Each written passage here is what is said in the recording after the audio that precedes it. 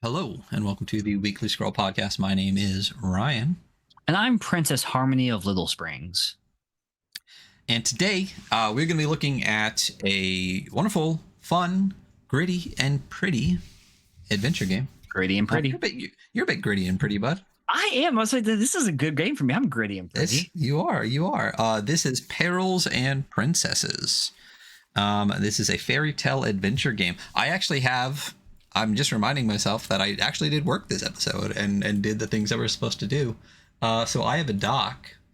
I have a doc for this. I have a doc. I have a PhD in Perils and Princesses. Where is it though?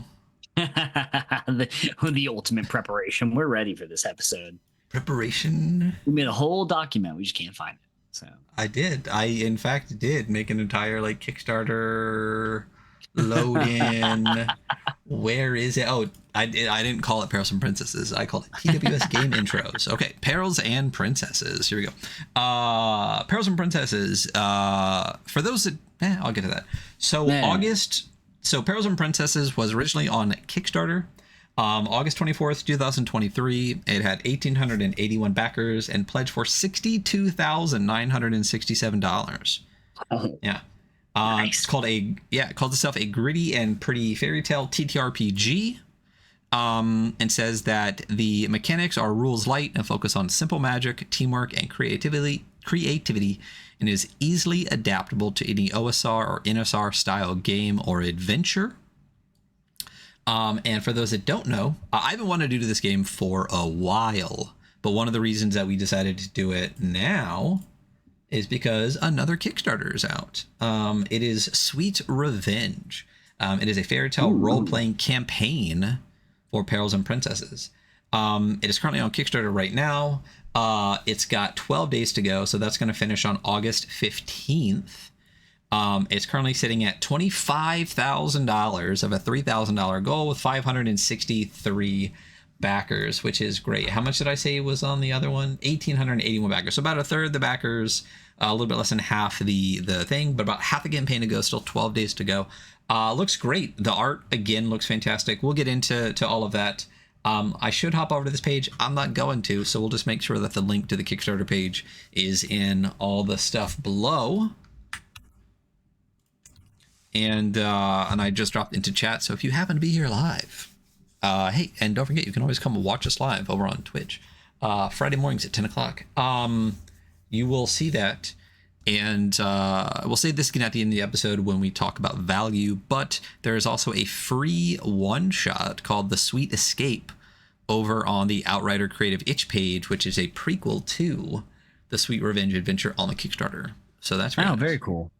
Yeah, very cool. A lot of great stuff. I love this fucking game. I genuinely am really excited for this one. Well, it's a D20 roll on your system, so I inherently love it as well. Dude, everything, D20 roll under, play facing rolls, armor soak, solid encumber, it's solid. It's good. It's good shit. And gritty and pretty, And gritty and pretty, honestly, reading this game, I went to eBay and looked up the old Pretty Princess and was like, damn, if I was going to run this, I would order it, get it, and take one character's worth of stuff and just mail it to everyone else that was playing. So we all had a portion of Pretty Princess that we would wear during the game. Josh Demansky, if you decide you want to run a side quest to Pretty Princess, I will snag the old school version of Pretty Princess on eBay. It's only $30. It's pretty inexpensive for the one that I remember my sisters had. Yeah, that they made me wear the stuff for, which is fine. So I can't. Is there anything else? Is there anything else going on right now? We need to talk about? I don't know. I've had the flu for the past week actually. So today is the most normal I've felt since last Friday was actually suffering. Was when it really started. So yeah, I have no idea what's going on. I barely know what day it is. So yeah. It's not a whole lot. There's not a whole lot else going on. I mean, Gen Con is the thing. I think the Innies announced tonight at Gen Con for the winners. So definitely go check out our previous episodes. Make sure you. I think the voting is probably closed at this point. But, yeah, I think so as well. Space Penguin, Liminal Horror. All the homies. Us. you know. I'm Yeah, just kidding. us for Totally that kidding. highlight roll that we're Yeah, never the gonna put highlight roll out we sent in. for the fucking Indies. I mean, again, awards are great. It's great to be recognized, but you know, the Indies is one of those. The thing about awards is if I have to put any work in Yeah. order to win it, I'm not doing. I don't even put work in for this fucking podcast. I would say that the real awards are the friends we made along the way. Yeah, So and you know what's crazy? We've made a lot of really great friends. we actually have made a lot of friends doing this. A lot of really great friends. So we'll take it. But you know what? Let's just jump right in. Yeah. Let's do it. Actually, Oh, first impressions when you flip through this book. I think immediately when a book has quick start rules at the very beginning, I favor it. I will say, remind me to talk to you about that, because I love that the PDF does it, but the book is different. Oh, And really? you don't have the book. Also, real quick, let me show off the book real quick. This Book is really good. nice. Love the cover. I'll First impression, I like it. I read the opening kind of prose and I was like, oh, this is a cool idea for a game, you know? Yeah, it's fantastic. So the book is great. It's a really nice looking softback, you know, perfect bound. It's definitely it's a thickish little boy. It's 107 pages plus like character sheet and stuff on the back. Feels solid. The cover, the design all around is absolutely fantastic. Yeah. But I'm pretty sure Outrider Creative is like a professional graphic designer if you go to the website that's not Perils and Princesses. So I'm not shocked that it looks fantastic. But yeah, for those that can see, the cover is great. We'll describe it more when we get into the PDF. I think the color scheme all the way through is great. I love the texture, the parchments they did all through the front and back. It's clean. It looks great. It's really nice. So that's it. Let's hop into the PDF. And then those watching can see what we're talking about. So Perils and Princesses. On the cover, it's a very pink and like a darkish brown and white is pretty much the scheme throughout, right? Yeah, it's not a very bright pink though. It's very mellow. And it's very much like pink and then almost like pencil lead. It's very sketched. Yeah. Yeah. It looks really good all the way through. Oh, fantastic. Yeah, the pink is very much like a paisley. Yeah. Like very light pink, yeah. It's a good name too. Perils and Princesses. Yeah. It sounds good, you know. It sounds fantastic. It gives you that little bit of like the D&D feel. Yeah. But it totally makes sense. The only issue I have with that, right, is that when you read the book, the Princesses is before the Perils. Well, just saying. I like it because you can call it, for short, you can call it PP. So PP. PNP. PP. PNP. Yeah. So on the cover, Perils and Princesses, fairy tale adventure game. There's 3 princesses. One's got a torch, one's got a lantern and an axe, and one has a sword, and they're all rocking dope skirts. Going down a trail. So again, as Hunter said, the illustrations very much look like colored pencil onto like a very rough, like almost construction paper, like a very thick, gritty paper. Actual and look sketching fantastic. Paper. Yeah. Yeah.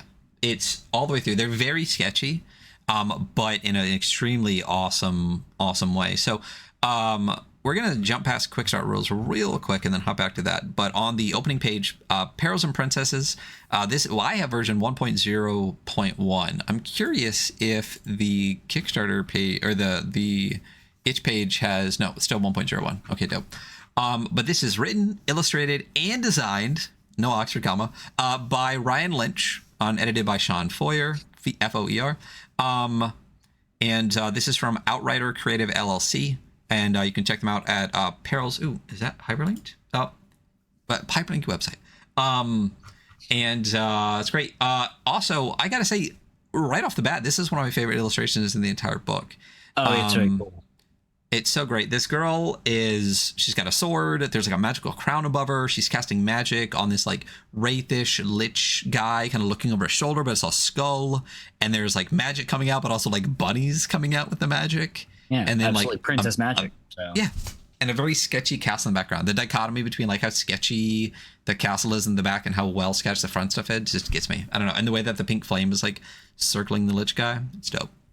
So as Hunter said, right off the bat, 2 pages in the PDF are the quick start rules. In the book, It is the inside of the front and back cover. Cool. I'm still good with that. Yes, I like it, but also when I was reading the PDF, I was like, dope, I can just open the page, I can open the book to one spread and have all the rules in front of me. And then I remembered I opened the book and realized, no, you can't, because it's the front cover and the back cover.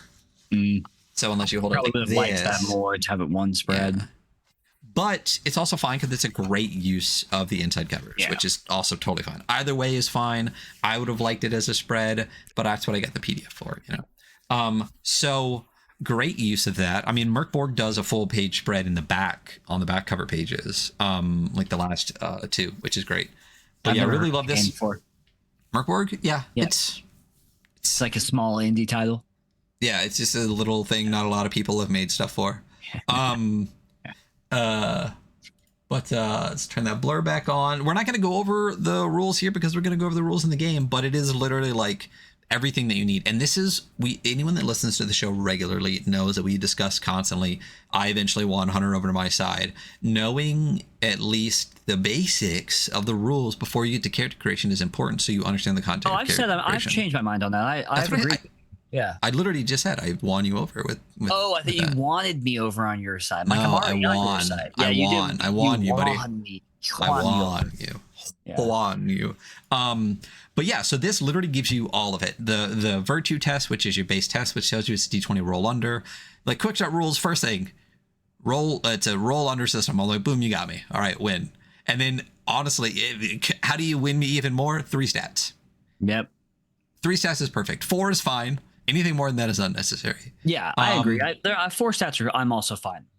Yeah. But then it goes through everything else. The fight, combat, antics, healing, wounds, everything that you realistically need for like combat and basic exploration and things like that. Right off the bat, the quick start pages, and immediately going to talk about like the layout too. As we said before, it is a very like dark brown, almost black. There's pink in the background, and then there's white, and it will rotate through the use of that, where some pages are brownish, some pages are pink, some pages are white, but that's the main color scheme for it. And it's so soft in the eyes. It was so easy to read this because this is a very nice book to look at. The layout's fantastic all the way through. So I just was looking up what shade of pink I think this is, and it's almost a rose pink. Okay, which would make yeah. So just if you're listening at home, just so you can visualize it, it's a rose pink. There you go. Yeah. And then there's also like, even on this, there's like a little bit of grit on the background, so it's not a solid color. So there's texture everywhere. I mean, the layout and the art on this I'm just gonna be like praising this game a lot. So just be prepared. It is interesting. Even on the like white pages coming up, there is a texture on the background. It's interesting how something so small adds like so much to the experience of going through a book. You're just like, oh, this is so nice. I've looked at the PDF. I don't even have the physical book, but you're like, oh, this is nice. Like having texture on the background. It's not quite white. It's very nice. But that's what, and you know, we've talked about this before a bunch. Like there's been discourse about like games shouldn't have to have art. Like if you don't have like a you know, what's the style now with like art? It's like a concept artist, like doing all this crazy shit. If you don't have that, you can't compete. You can't compete with Hasbro's Uni, bro. They're $1 billion company. Stop trying. But like thinking that you can't, so you don't do anything, is also not the way. Like literally just get a free texture and throw it in the background of your book. Like change a couple colors. Even when we were talking about Forgotten Ballad, there was a page that had a half a thing, and all they did was put like a leer like at the bottom on some grass. Boom, perfect, done. Like it's not, you don't need to do much, but to basically say I shouldn't even have to, it completely discounts like the human experience of like, we like pretty pictures and shit. It's ridiculous to think that. But at the same time, remember like himbos, even when himbos didn't have a bunch of art, the texture background and the way that they placed the words on the pages made it also fantastic. So anyway, back to the title page. It's great. Go into the table of contents. So right off the bat, let's see. Do we have bookmarks? I know the answer, but we're going to show stream. Nope, no bookmarks. Which is fine for the most part because it is hyperlinked. The entire thing is hyperlinked. And as we read, anytime it references another page, boom, inline hyperlinks. So it is a well hyperlinked book. I will say, as we said on the title page, there's no link out to the websites that lists the websites, which it's your website, so link to it, make it even easier for people to get to you. But it's great. So the book is broken up into, we'll call it 4 sections. There's the introduction and the core principles right off the top. Then there's part 1, which is princesses, which will go over all of your character creation. There's part 2, which is perils, which goes over like the rules of the game.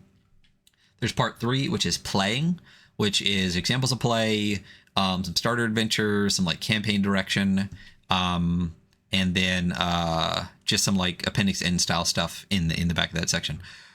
Great, love this. I love how it's delineated. I love how it works. I love how it's separated.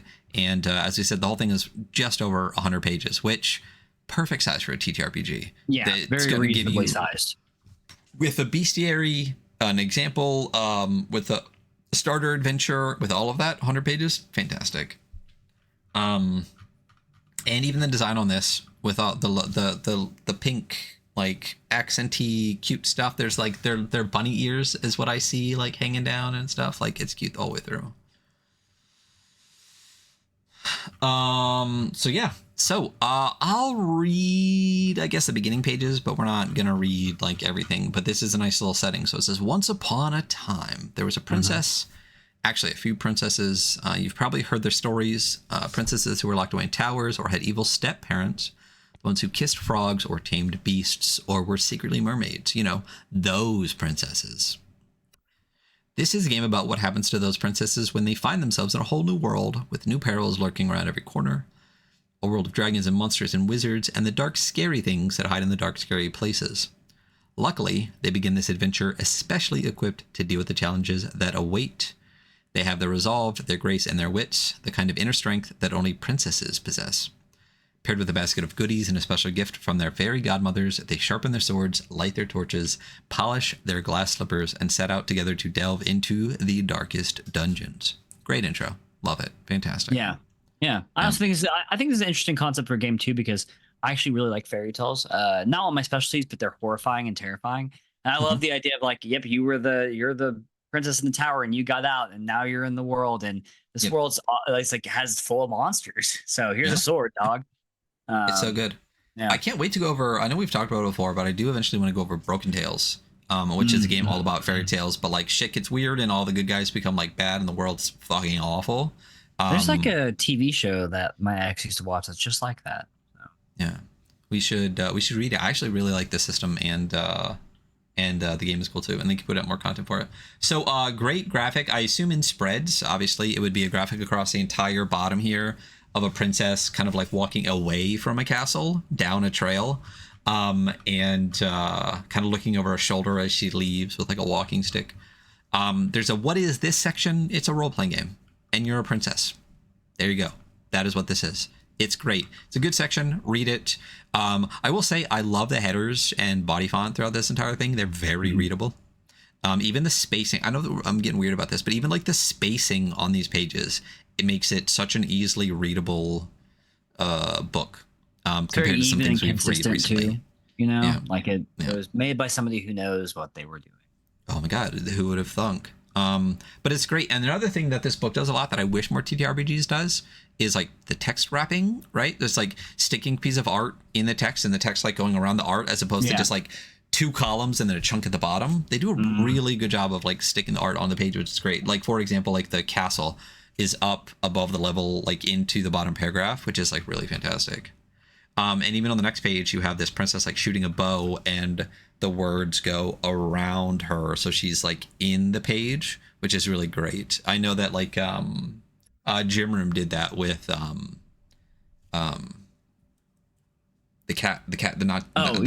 Nine Lives of Valhalla. Yeah, they did. Yeah. Absolutely. Yeah. And it's great. It's so good. I can't wait for their other shit coming out. So anyway, so there's core principles of the game. First one is gritty and pretty. Basically, principle. Oh, it's so good. Basically it says you're a princess and you're TTRPGing and you're embarking on an adventure in a fairy tale world. You know, there's loads of pre-written modules and settings. You can use it however you want. Do whatever is basically what it says. Like live in the fairy tale world. Mundane is magic. So this game is a very low magic, which I really like. They call it a special kind of humble magic. So it's very much like items and herbs and things like that. Some of the gifts, and we'll get into that, like have some magic, but overall the system is pretty low magic, and most of the magic is really based in like relics and items and stuff, which I love. I love low magic. Yeah, I liked the idea of the herbs and stuff doing like having effects, and like it being low magic and it being more humble. I'm always the magic guy. I like raising cities from the dead and stuff, but I thought this was really great. It's almost like I don't want to say quaint. That's not the word I'm looking for, but humble. I think I humble love the word that they used. Humble. The word that they used is the best description. It's great. Rulings over rules. Okay, for those that don't, TTRPG 101, it's a toolkit. Like if the rules don't make sense or you need something, just be consistent after you make a ruling, and that's it. That now becomes a rule. Multiple solutions, and this is, again, I'm being whatever, but like even like the way that the I is dotted on the header fonts on this is so fucking perfect for this game. It's got like a little like star almost. It's just cute as shit. I don't know. I really like it. I can't tell from here, but I believe you. Zoom in. Here, do you want me to zoom in? Boom. Okay. See, it's super big. Now do you see the eye? See how it's got like it's like a star? Yeah, like a 4-pointed star. Yeah. Like a little diamond. Yeah, it's really cute. Fit page. What is this font actually? This is good. I mean, if I go into the edit, I could probably tell you in Adobe, but like I'm not gonna do that right now. So multiple solutions. Basically, this is very much a game of like, it's very open-ended and customizable. So if the players are doing some shit that sounds cool, let it ride, This is very much like steeped in, like OSR, NSR style gameplay. Just has like this fairy overlay, which is great. When we get to the Appendix N style stuff in the back, you'll see the inspirations, and it'll all make sense. So when I first got this game, what really got me, I think I saw like the quick start page, and I was like, whoa, for like a princess game, this is like a really fucking good OSR game. And then I got it and was like, yeah, that's exactly what it is. Like it's an incredible system, and it just happens to be princesses, which is cool. Painting the full picture, since world exists primarily as information, the GM, this is all just OSR concepts, right? Like players get to make choices, so make sure they have all the information that they need. Failing forward, like players make dice rolls, like make it interesting even when they fail. Like it's a yes and kind of situation. That's what it is. Playing the role, it's role playing. Play the role. You don't have to go crazy with your voices and stuff like that. Basically, just like stay in your comfort zone of role playing. Push your envelope a little bit, when you can. But just like do what your character would do in the least toxic way possible, like rogues.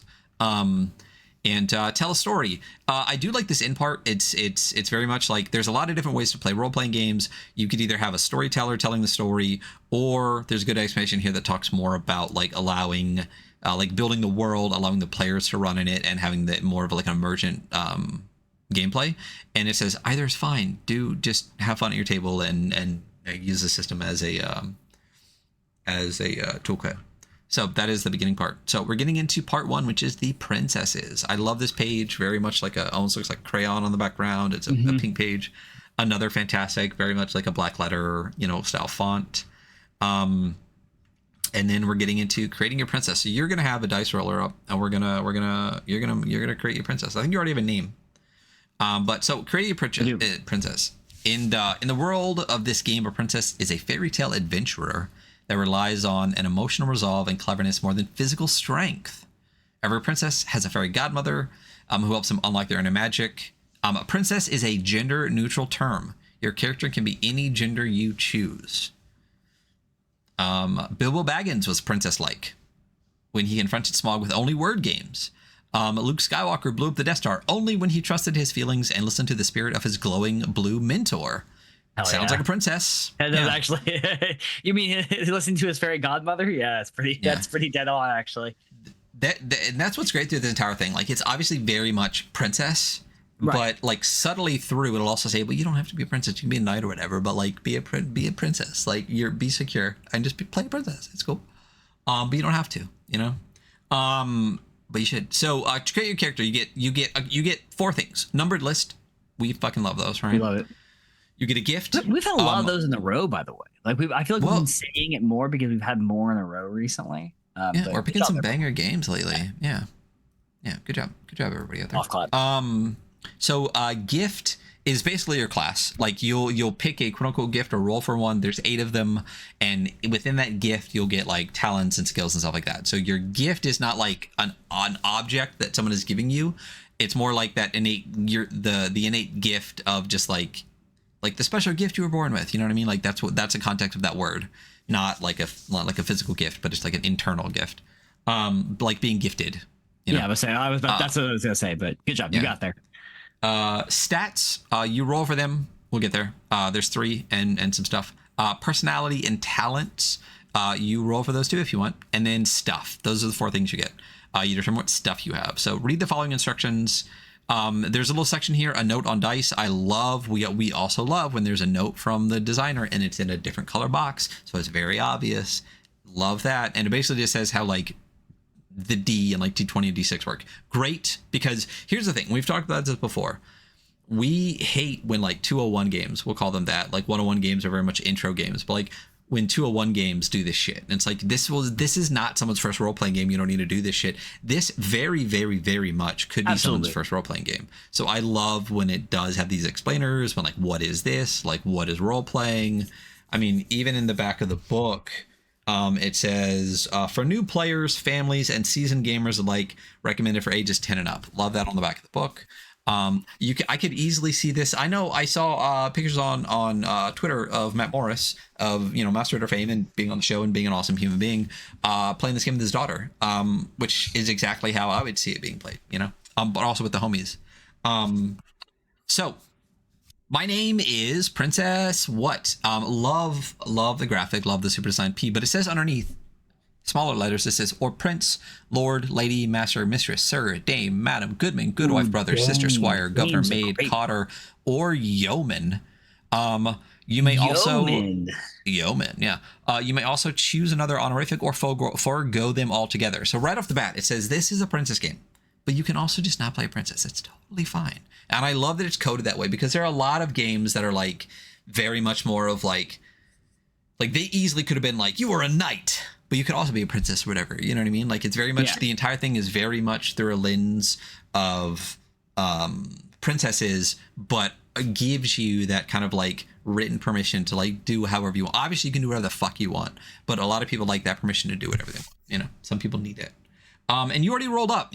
So there's a D20 for names, and I like that a lot of the D20s through there are like dual, and this one is about, so there's like a more masculine, more feminine name. D20s all the way down, and then you roll for your of the top ones are Adelaide of Golden Grove or Elwyn of Golden Grove. So you rolled, I think, unless you're gonna roll again, are you gonna stick with your intro name? I'm gonna stick with it. I'm gonna go with Dame though, because I think it's such a classy title. That's Dame Harmony of Little Springs. Dope. So that is you. So you start with a name. Boom. Yeah. Perfect. Looks great.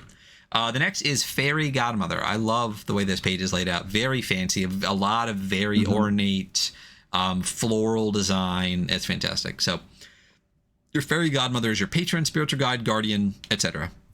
The source of your gift. Your Fairy Godmother gifted you with your gift.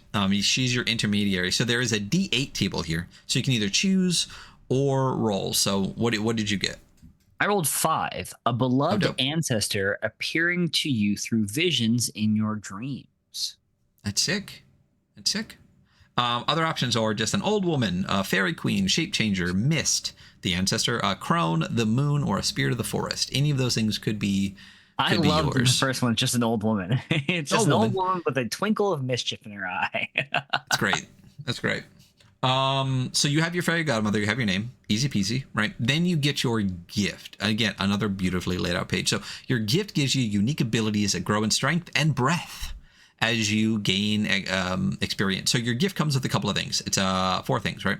You get a unique items. You get talents associated with it. You get some innate abilities, and you get some special abilities that invoke your gift dice, which we'll get to. So see page 42, boom, hyperlinked. Love to see it. Nice. And then your gift abilities are open-ended, quirky, whimsical, and unpredictable. You'll get there. There is another note at the bottom. It says to roll or to choose. Basically, it says that what it says is, obviously, again, you can do whatever the fuck you want. But it says stats must be randomly rolled, But other than that, you can pick, you can choose, you can make up, you can do whatever you want. Just talk to your GM and your table about it. But it says roll your stats and then do whatever you want for the rest of it.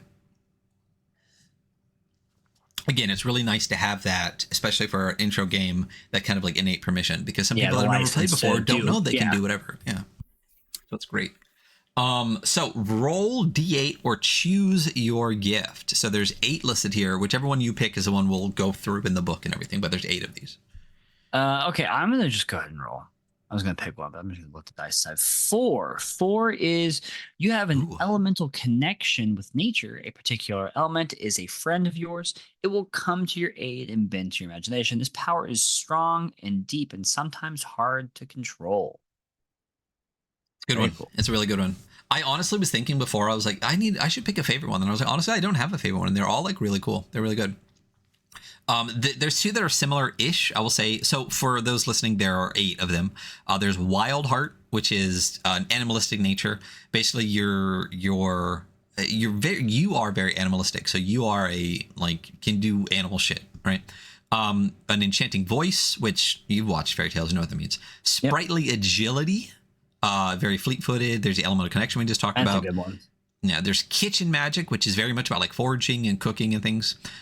Healing touch, the powerful friendship with the devoted animal. So it's similar to the Wild Heart, but as opposed to you being somewhat animalistic, you have a friend that is an animal, and you're more of like it's kind of like, I would say Wild Heart is more like being a druid, and the powerful friendship one is kind of like being a ranger with an animal companion. Thanks. It really helps when you relate things back to 5e, so I can understand them. I think those existed before 5e. I know. I'm just yeah. It's just a shit joke. Yeah. And then or sage intellect, which is you're just a smart person. I would actually love to play this game as with the kitchen magic in play, as like instead of prince, princess, or whatever, and just be chef. You know, Chef Sonny or whatever. Yes, chef. Absolutely. So yeah, then it goes directly into each one. So if I remember correctly, as you go through in the book, and obviously in the PDF, if you wanted to, you could. Each one gets a full spread. So you have every single one. That's the other thing that's great about this book too, is there's a ton of art. I know we haven't been talking about it, but even on the pages where there aren't, obviously, like we've been talking about like how much like design work they put into the background and stuff, or into like the font types and things. Really fantastic. Yeah. But every single one of these has like a 3/4 illustration of each one. And then a couple of things on the first, and then a whole spread on the back of the second page of the second ability. So we're going to go down to I really like the art for Enchanting Voice, though. I know we're not talking about that one, but I really love this piece. So yeah, that one made me go, wait a minute, we should at least show the art. So the art's fantastic. The first one, the Wild Heart, is this woman with a hatchet and a wolf next to her with some hearts and stuff above it. The Enchanting Voice one is a woman singing to like a dragon sleeping wrapped around her. Really fantastic. The Sprightly Agility is this princess that is like swinging on a rope across a page. Really great. The Elemental Connection that's one we're going to go to. It is a princess kind of like sitting in water, but like has a hand up in the air, and the water's like swirling up around her. And I love the way that they do the little princess crowns on all of them, kind of floating over their head. Yeah, it's cool. Yeah. We'll go through that to the art, then we'll come back to the Elemental Connection. The Kitchen Magic has a woman doing kitchen shit. She's got like a cauldron in front of her, and she's, stirring a bowl. There's like magic, like there's like stuff floating up around her. Then the Healing Touch shows a woman kneeling down towards very much like a fable-ish kind of thing. A lion laying on the ground with a like a thorn through their paw. I've heard that story before. Yeah. So she's not a mouse, but she is touching the lion, and that is a Healing Touch. And then you have the Powerful Friendship, and it is a woman with what I would call a very coy look on her face, and a little raccoon kind of like trying to get her attention. So cute as shit. And then the Sage Intellect is a princess that is kind of like sitting down with like books all around her, and she's got a quill writing in a book. So they're really fantastic. All the art, again, all the way through are really, really great. So we'll go back to Elemental Connection. So this is you. Me. Yeah. So choose an element that you have a deep relationship with.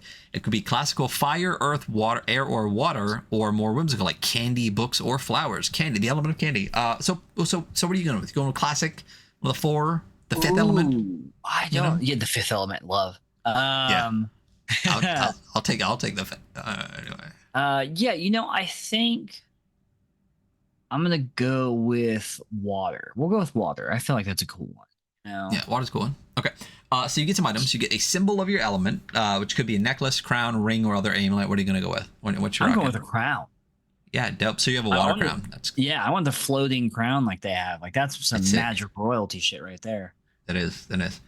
You also get an ornate dagger decorated with themes relating to your element. So you have like a water dagger. Yeah. Nice. You get like it's a curved dagger, because it's kind of like that's gotta flows. Gotta be like a flowy kind of thing. Exactly. Yeah, that's dope. Talent: alchemy, astronomy, one talent of your choice that relates to your chosen element, e.g. sailing for water, blacksmithing for fire. So those you get alchemy, astronomy, and one like talent based in water somehow. Swimming. Oh, you just want to be able to swim? Oh, I want to be able to swim better than a normal human, but yeah. Oh, okay. You just like a super swimmer. Yes. Yeah. Cool. All right. Dope. Innate abilities. So you have 2, resistance and affinity. So for your resistance, any damage or malady caused to you by your chosen element is reduced by half. And at level 4, you're completely immune. You're immune. You're immune. It's water, right? You're immune. So any water damage that you would take or any damage related to water is automatically halved. And at level 4, which is peak level, no damage to you. And then you have the affinity. So you can speak to your element. You speak to water. Elements may communicate via pantomime, spelled messages and symbols, or feelings and intuition. The larger and older the element, the more information it can convey. An old volcano will have much more to say than a candle flame, the ocean more than a puddle. So that's pretty cool. So yeah, you can commune with the ocean, buddy. I know. I already do that. It just doesn't say anything back to me. Yeah. Well, if you know how to listen. Okay, so special abilities, there are 4 because there are only 4 levels in the game. After level 4, the game kind of changes a little bit. You can go, but I love that it's a short game. I do love that.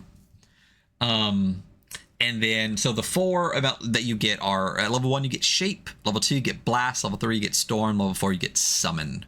So we don't really need to go through all of them, but like shape, for example, is you can manipulate an amount of your element that fits within a dice/5 cubic feet and form it into specific shapes. This element must be within a range of dice and can be moved anywhere within this range, provided it isn't obstructed. So the dice are generally your level. You get more dice as you go to be able to spend them. So at level 1, you basically get like 5 cubic feet for your specific shapes. At level 4, it'd be like 20 cubic feet, which is dope. And you can move it, and it has to be within 5 feet of you when you start, right? So, and then blast is like a 5-foot wide elemental blast. Storm is a violent elemental barrage, and summon is you actually summon an elemental of your element. And then mishaps. So we'll get to gift dice in the rule section, but gift dice is how you get to use these abilities. Your gift. Anytime you roll doubles, there's a mishap. You might succeed, but there's still a mishap. So it actually gives you 1s, 2s, 3s, 4s, 5s, and 6s for your mishaps. So like it's sputter, backfire, exhausted, elements of mutation, explosion, and elemental heart. The last one, your very essence is becoming more elemental than human, and the transition is painful. You have to roll on the wounded table, and there is a link to the wounded table that is hyperlinked. Good fucking job. Clap, clap, clap. Wow. It's good. It's good. I love this book. Honestly, princess or not, the rule system and the way this book is put together, like, forget the rule system. The way this book is put together, people should read it so they can put their books together better. I'll say that. And we'll talk about that more at the end. But why don't you just roll me 1 through 6, and we'll say it's doubles so we can just pick one of these for you. Yeah, absolutely. The D8 to D6. There we go. 5. Explosion. So you accidentally set off an uncontrolled explosion centered around you. You and everything nearby, capital N, must exceed a grace test or take some damage, which is like the sum of the dice rolled. Mm-hmm. So you exploded, buddy. You Not exploded. just some damage, but Yeah. Some SUM. Yeah. Yeah. That's funny. You take some damage. So at the bottom too, it also does give you the explanation for it. It says dice equals how many gift dice you decide to roll. Sum equals the total rolled on your gift dice. And then your gift dice return on a roll of 1, 2, 3. On a 4, 5, 6, they're used up until rest, which you will see again later. And I love that it gives you that information now and it gives it to you later. Because how many times have we talked about a game where you encounter something and it doesn't explain it until later, and then you have to like either hunt it down then or come back to it later? This, again, like, read this book so you can make your books better, does a fantastic job of the first time you encounter something, it tells you how that thing works, and then when it gets to that section later, just tells you again, so that you're never lost, and the information you need to do that thing is on the page that you need it for. Really fucking good. Yeah, that works really well. Also, I mean, it really lends to this being a game that you could pick up as your first game, and you don't have to feel like, for us, I mean, like, well, like, I don't know what this means, so I'll go hunt for it. But I figure when you're first picking up games like this, you can be a little overwhelmed by the experience. Like, I don't know what this means, man. So. Well, we talked about that a little bit with White Hack, where we talked about it, like, what is the purpose of how you're writing the book? And if it's an instruction manual, instruct.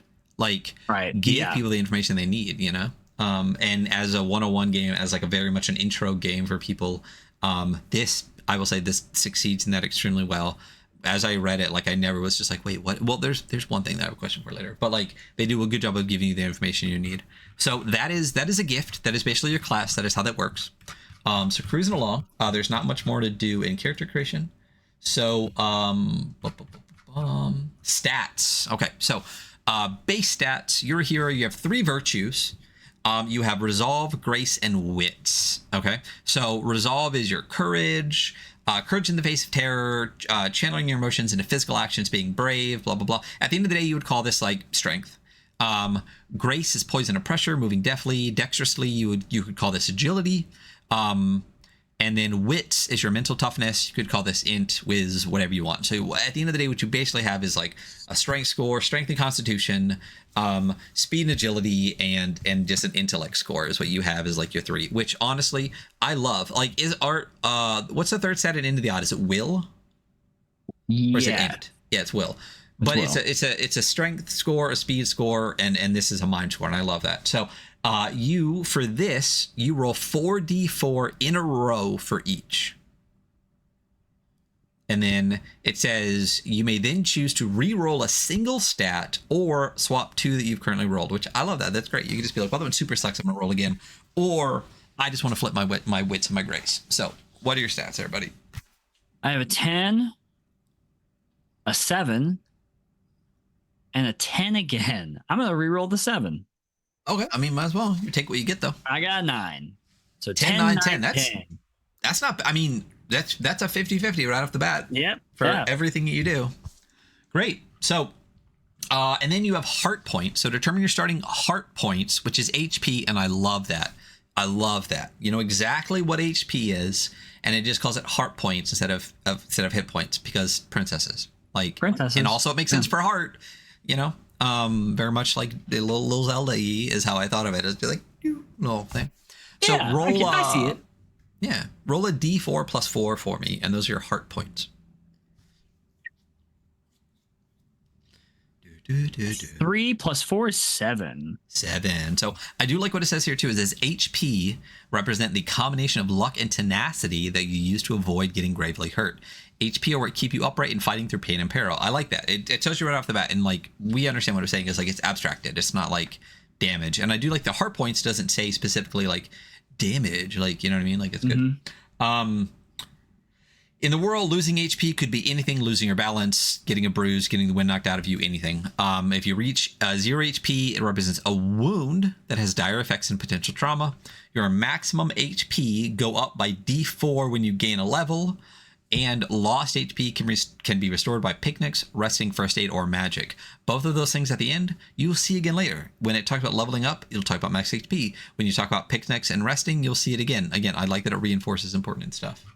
So your personality, buddy, let's learn what kind of person you are. So you're going to roll 3d6, and it's going to be the first one at a time. We'll say, at first glance, people notice my... 5. That knows my elegant, regal demeanor. Well, you are a dame. You are Mhm, Dame I am, Harmony. yeah, I am. What? Dame Harmony. Yeah, Dame Harmony. So, Yeah. And then the next one, those close to me think I'm 2, loving and loyal. buddy. But 3, secretly deep down, you. Am terribly superstitious. 3. Okay. And then the last one, D20. What really motivates you is what? D20. 6, fulfilling my destiny. Bro, you're a princess princess. I am, dude. Hell yeah. Get it. I do love the background of this page too. It's very much like this like astrology leaning thing, which really cracks me up. It's a cool graphic. Yeah, because what's your moon sign? You know, like what's your, whatever. So that's you. And then your talents. I do really enjoy this page. It's like a lot of like stuff in the background, like a loom, like a mortar and pestle, keys, like an art palette, a lyre, blacksmithing tools and stuff. Really dope. So talents represent specific areas of expertise and experience that gives you an edge. So basically how talents work is if you have a specific talent, you just automatically get to do it, or you get to roll with advantage on your virtue test. If it's like super hard. So for example, and so one I love using for like this kind of rule is that like a thief, if you have like the lockpicking talent, you can pick any basic lock without having to roll, and you get advantage on complicated locks. Like that's how this works. They actually give an example in here about Harmony using a like linguistics talent, which is great. So read that. As well as the talents associated with your gift, you roll an additional hidden talent, which is cool. So roll me a D20 on your talent table, and this is another one that's got like a one or another. I love these dual tables that they do. I really like all the dual tables. Like, yeah, you know what you're rolling for, but you have an option. Not only get options, it also saves space by only having one table instead of two tables. Yeah. I rolled a 6, blacksmithing or fishing. I think my princess is a blacksmith. Okay. Dame blacksmith. Yeah. Okay, there you go. That's dope. Yeah, Dame Harmony, the legendary blacksmith. You know, they locked me in the tower because my skills were just too raw for them to handle. You know. Yeah. I was making swords they couldn't believe. Yep. As well as the talents associated with your gift, roll on the talent table for an additional hidden talent. So you get talents. Remember, you had 3 to start with. You had like alchemy and astrology, something like that, right. And then you picked like swimming. So those are talents you already have. So anything related to like the alchemy or to like super swimming, you just get to do.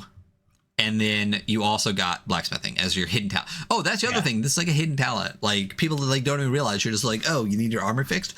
You know, what, you need a blacksmith? Yeah, it's my hidden talent. Listen, I'm a dame of many talents. You know, there you go. An interesting individual. You are. So encumbrance, what you choose to bring on your journey is important. Your resolve stat determines how many items you can carry. So what is your resolve stat? 10. So you can carry 10 items, and traveling with more makes you weary. So we'll get to the ailments in a little bit. So basically, I grow weary.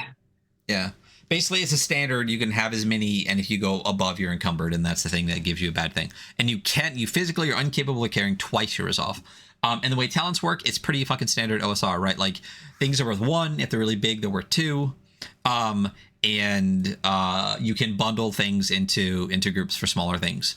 And then you get starting equipment. So you start with what you got from your gift page. Then you get the 3d6 silver pieces, 4 torches, 6 meals of trail food, which can be bundled into 1. There's a little 1 by it, so it says that's how many you can get in.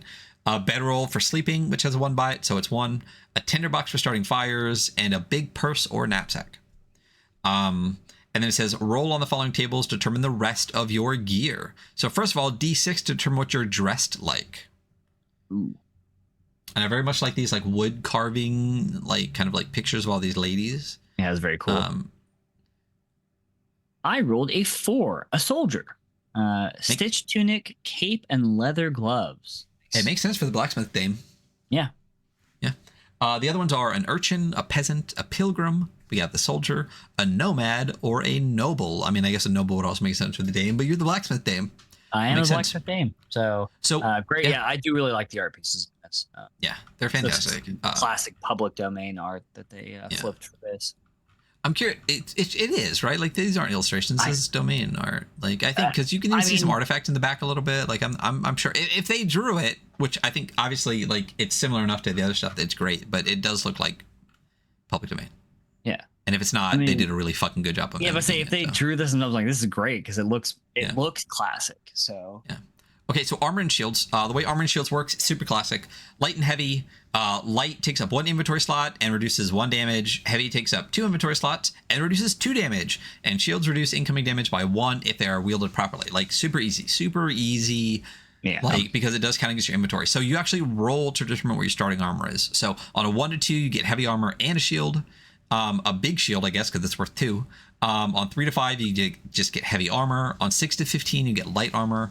And then on 16 to 20, you get no armor. So what did you get? I rolled a 12, so I have light armor, a stitch layer of cloth reinforced with leather or heavy canvas. There you go. Makes sense with your soldier clothes that you just basically have like stitched light armor. And then there's a page that's what's in my purse. So being resourceful with tools, trinkets, and everyday objects is really important.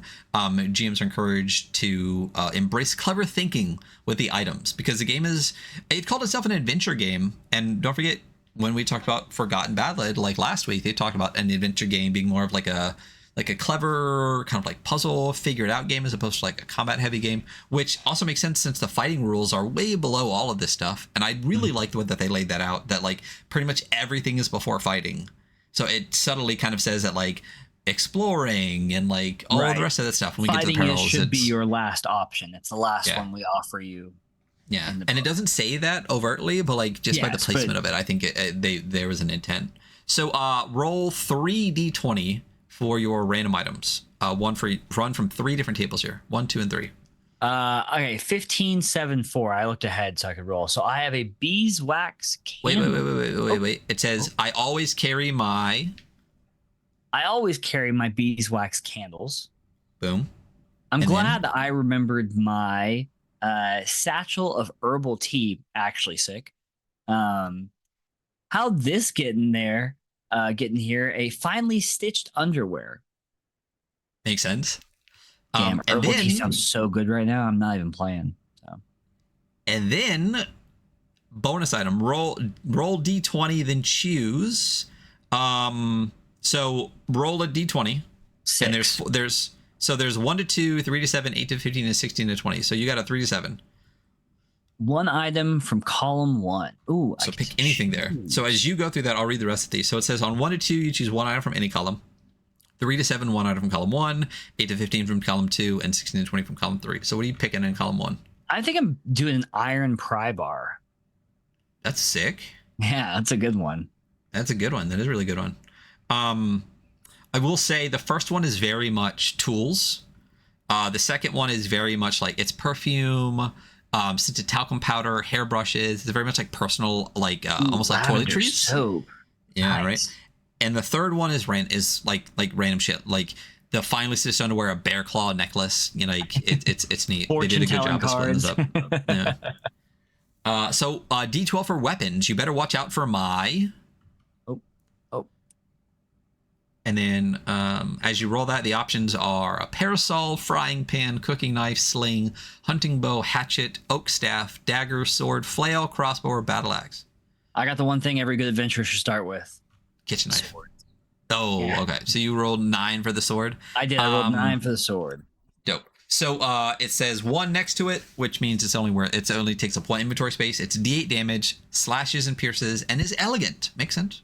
Yeah, makes sense for a damn.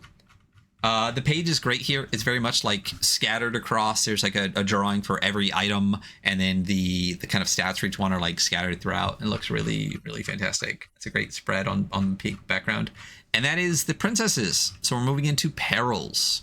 And then the beginning of this page is a brown, that dark brown background, very like textured, with perils for part 2. So we're getting into the actual rules of the game. So how to play. Again, great for beginners here. It says, what is a GM and what is a player? The GM GMs, the player plays.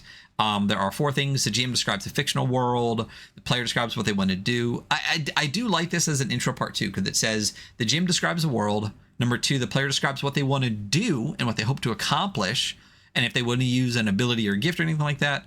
Then number 3, it says if a player attempts a riskier and certain action, the GM will ask for a test.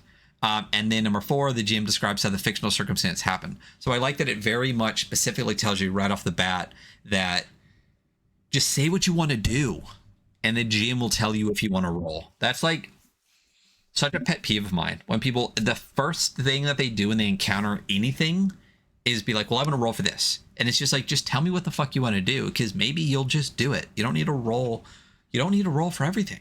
And I like that this tells it to you in a very, like, number 1, number 2, number 3, number 4, very laid out way. Number 2 is tell me what you want to do. Number 3 is I will tell you if you need to even fucking roll, right? So I really enjoy that. And then at the bottom here, it says it's got a D20 graphic for D20 for virtues, D6 for gifts, and D4 for heart. And then it talks about the tests of virtue and then advantage and disadvantage. We talked about the test of virtue before, but again, it's here and exactly where it should be. The test of virtue is when you attempt a course of action that is risky, uncertain, or has consequences for failure. The GM will call for a test of one of your 3 virtues, and it's a D20 roll under. Boom, roll a D20 or less. Advantage and disadvantage, you roll 2 20s, take the highest or lowest, right? That's how that works. Great piece of art here of a princess battling a little goblin dude with some like birds kind of joining the battle. Really great goblin dude. Visually, this whole thing is just so fantastic. So good. So gift dice. So when you want to use a special ability, which is one of the abilities that you get for leveling up on your class. So your first one was I can't remember what it was, squirt, something like that. I can't remember what your first ability was. Shape. So shape water. That's what it was. You know what I'm trying to say. There's like blast and stuff. So anyway, so in order to shape, you would need to use a gift dice.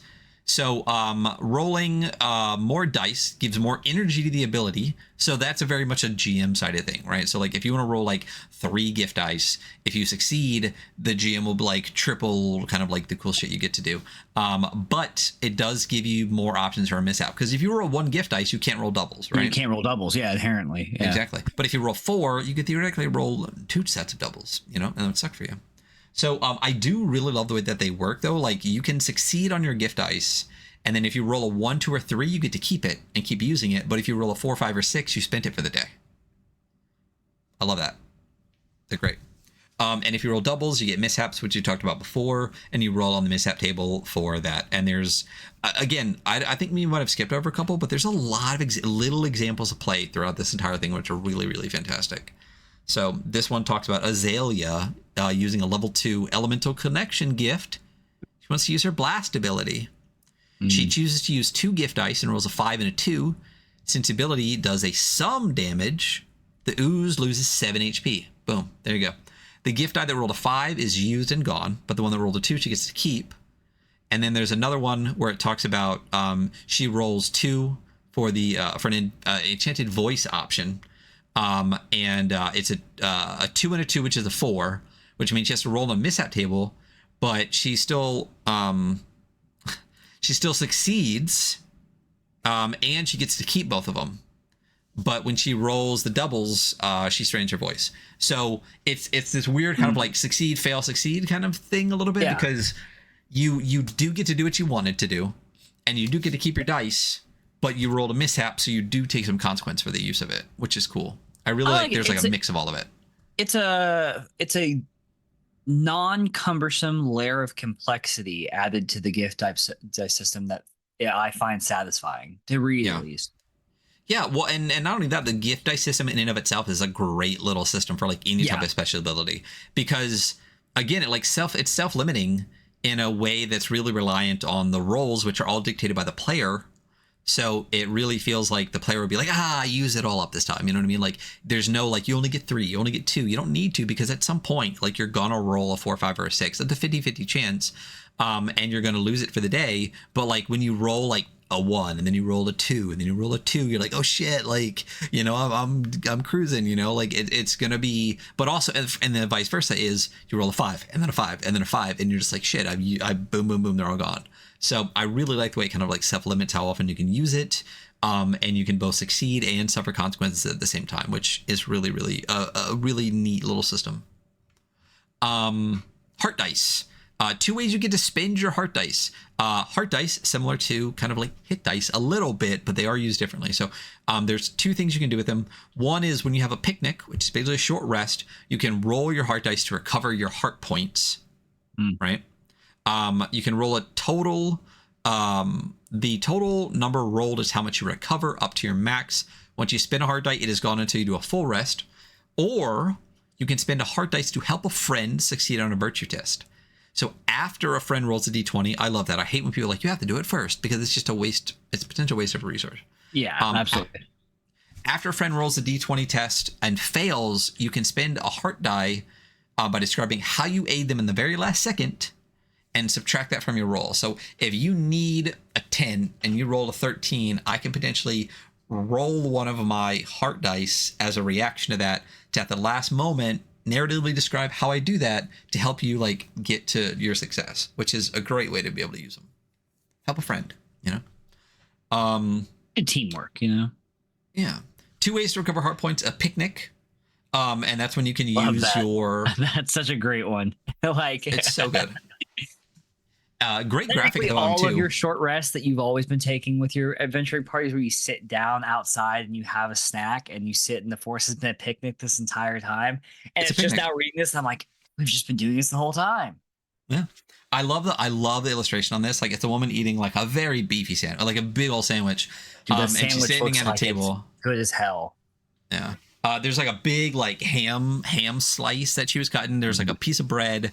There's cheese. There's little pickles, a tankard of ale, and then there's like 3 mice at the bottom, just like munching on the cheese and bread too, while she's just hamming on the sandwich. It's a great fucking graphic. So picnic is how you can get some heart points back. It also consumes a meal or trail food, which my assumption is if you don't have any, you can't heal during your picnic, because it's not a picnic. Yeah.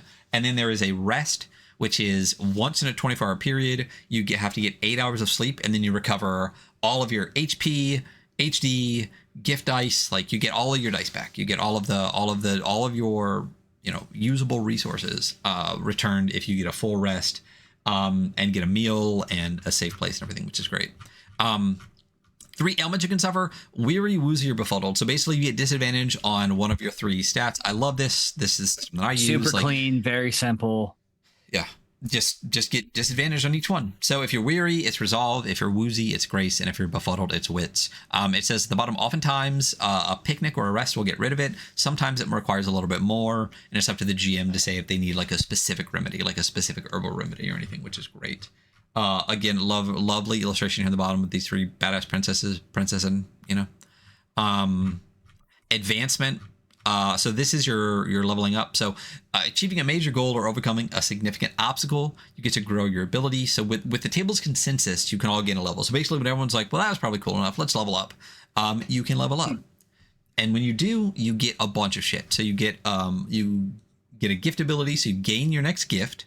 So your next one after shape, I think, was the blast one. Right? Blast, yeah. So you would, at level 2, you would get blast, and then gift dice, you get your max gift dice increases by 1. Your HP increases. You roll a d4 and add it to your max HP. Your hit dice increases. Your max hit heart. I kept saying hit dice. Your max heart dice increases by 1.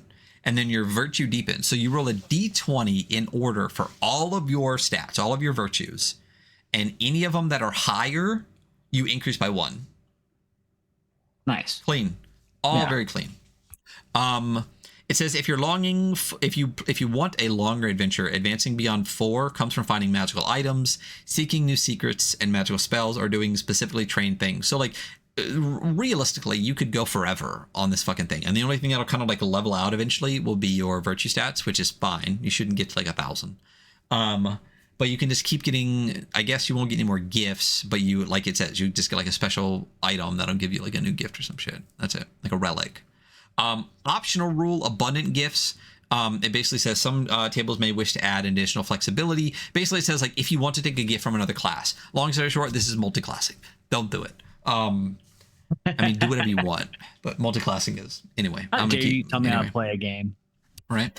Note for one shots. Basically, it says start at level 2. It allows players to have enough gift dice and stuff to kind of like actually like feel good and experience a game more if you're just going to do a one shot. So now we're getting into adventure stuff. We're going to cruise through some of the stuff. So adventure, spending time is a cool little thing. Spending time can be anything that you want it to be. It could be 20 minutes searching something. It could be hours foraging. It doesn't matter. Like when you have to basically be like, you take time to do that thing. You are capital S, capital T, spending time. And in each of these cases, you are using the time as a resource, right? So examples are picnics and rests, a day of travel, thoroughly searching a dungeon room, or any gift or mishap where it says you have to spend time. And when you spend time, the GM can roll wrinkles. When you spend time, the GM can decide to roll a wrinkle, decide to see if a wrinkle occurs. A wrinkle can be anything that complicates, interrupts, or adds a layer of complexity to an adventure. So this is kind of like a little, it's like a random encounter kind of thing. It's almost an encounter table. Yeah. It's a narrative encounter table. Right. Well, it even talks about that on the next page, but I like that this is like more than that. It takes that to a place that I like more, because there's a million blog posts out there that are like, this is why a random encounter table suck. I love this. This is a great way to do it. So basically, wait, do people think that random encounter tables suck? I didn't realize that. I mean, are you being sarcastic? Because yeah, they're terrible. Okay, great. So if the whole story is spending time, if the whole party is spending time, the GM only rolls once, even if everyone's doing other shit. So if one of you is doing one thing, one of you is doing the other, it doesn't matter. The time is still spent across the board. So when there is a chance of a wrinkle, the GM rolls one of these dice based on what the situation around them is like. So if you're in an unfamiliar area, like a well-traveled road or navigable river, a place you haven't been but isn't like crazy, like you're on a road where there might be other people, you roll a d8. In the wild, like an uncharted forest or abandoned ruins, you roll a d6. In a dangerous place, like an enemy stronghold or haunted catacombs, you roll a d4. And at any time you roll a 1, you would have a wrinkle. You would have some type of complication that occurs. So this is more of just like a complication table. And then on the very next thing, it talked about ideas for wrinkles. And it specifically calls out, it says a lot of pre-written adventures have random encounters or wandering monster tables you can use as wrinkles. But here are some additional sparks. And there are, 4 d6s for dungeon wrinkles, travel wrinkles, overnight wrinkles, and town wrinkles, which are great. So why don't you roll me like 46 and we'll do one for each. Done. First one, I got a 3. That's for a dungeon wrinkle. The ceiling starts to collapse. That's a wrinkle. That would suck. Yeah. That would actually suck. Then you have, for travel wrinkles, I rolled a 2. It's pouring rain. You can barely see. Dangerous. It would also suck. For overnight wrinkle, I also rolled a 2. So that is, it's so windy you can't start a fire. It's cold at night. Love it. And then for the last one, which is town, I rolled a 4. And that is a con artist sells you a sham remedy. I love this. I love this system that kind of takes the concept of like random encounters and wandering monster table and just gives just another layer to it that is super easy, but like is good. Like it's just good. Like it's just really, I enjoy it. It's, I love this. I really enjoy this game. It's a good game. I like the wrinkles. So exploration, we're not going to get into this. There's travel. You travel and there's distances you can go. There's pushing it, which basically is just like you can push it, you roll resolve, you can get weary. Navigating, you can do it. Getting lost, it can happen. Smaller distances are just the distances for like combat and stuff like that. So at hand is close. Nearby is like the same room. Stone's throw is it's a stone's throw, and over yonder is over yonder. I mean, they're great. Love it. Hand is interesting. I think close would have been fine there, but like, yeah, at hand is very much like a very princessy way to say it. This item is at hand, they're right there. Another great graphic here on the side of just like the world with like mountains and stuff. It's great. Light, it exists, candles, torches, lanterns, and there's like stats for this, like the distance and how much light and when you have to use them. Also throughout all these, it also talks about like how much space it takes up, which is really nice. Like, so it specifically says like candles can be bundled 8 to a space, torches 4 to a space, and lantern is just like a space. But oil flasks for the lanterns can be bundled 4 to a space. Really like that. Perfect. Searching tests, talks about food, six meals to a space. So, and you have to eat at a picnic, so you need to make sure you have food. Gotta have that picnic. Gotta have the picnic. Treasure, it basically says most of it is in like art objects and valuables and stuff. Like, less about like having money and more about having stuff you can sell in town for money, which is more reasonable when you're adventuring than like having like a hoard full of gold is having like a magic item worth a hoard full of gold, you know? That tracks. You spend time and stuff. There you go. And then after all of that, we get to fighting, which again is a very, in my opinion, subtle way that they said all of this stuff is more important than fighting. And I like that a lot. Because even right at the beginning of the game, it said this is more about using like your wits and your emotional maturity and like all the rest of that to like figure shit out before you have to fight. But if you gotta fight, this is how you do it. So running combat, you do it. It says basically you can use miniatures, terrain, theater of the mind, however you want to do it. It's fine. I honestly, this game is so simple. Unless you're doing like a ton of people, theater of the mind would be super easy for it. Times and rounds, exactly what you think they are. 10 seconds, blah blah blah. Initiative, roll wits. If a princess succeeds, they roll before the enemies. Boom, there you go. Attacking. So you test resolve for at-hand attacks, anything like right on you, and grace for ranged attacks. If you succeed, you roll your weapon's damage to see how much damage you inflict on the monster's HP. Unarmed attacks do 1. Super easy. Yeah, perfect.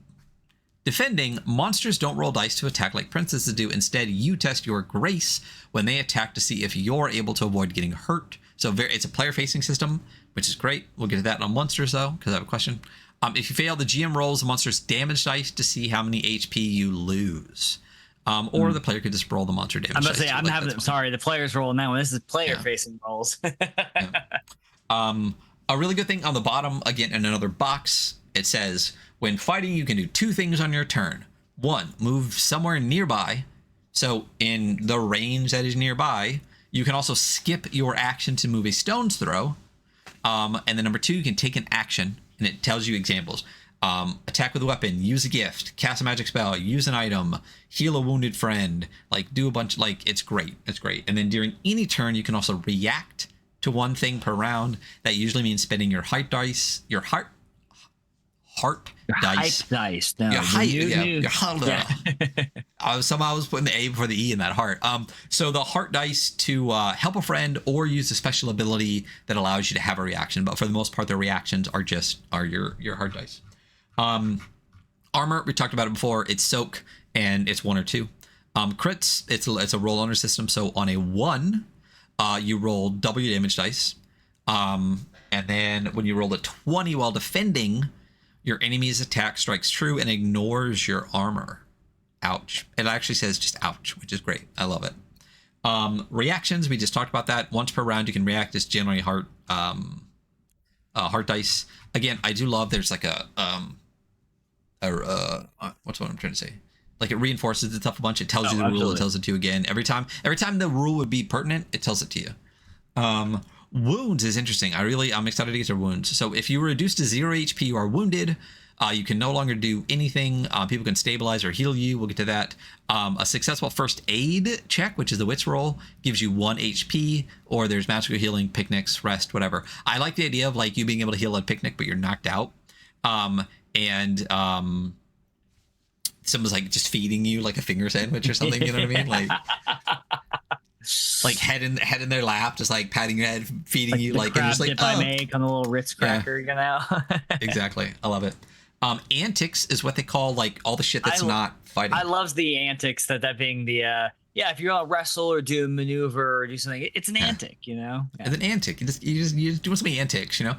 So yeah, grappling, anything creative, anything else, like you just roll whatever. You can roll any of your stats, just describe like what antic and what you're trying to do.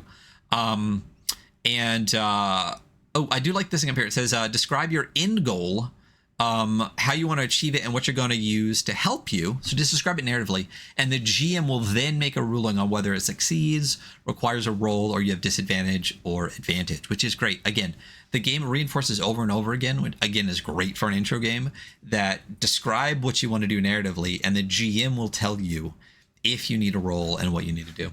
And then talk it out. You can always talk no jutsu as an antic if you want, and try to tangent. I had to explain talk no jutsu to my girlfriend yesterday because I made that reference. And she hasn't watched Naruto at all. No, I'm trying to. It's coming up. I'm gonna make her watch at least into the pain arc. So I will. So here's the thing, man. I watched all of Naruto, loved it. I started Shippuden, and it sucks. I know it gets better. No, Shippuden's great. Fuck you. No. Because here's a problem with Shippuden.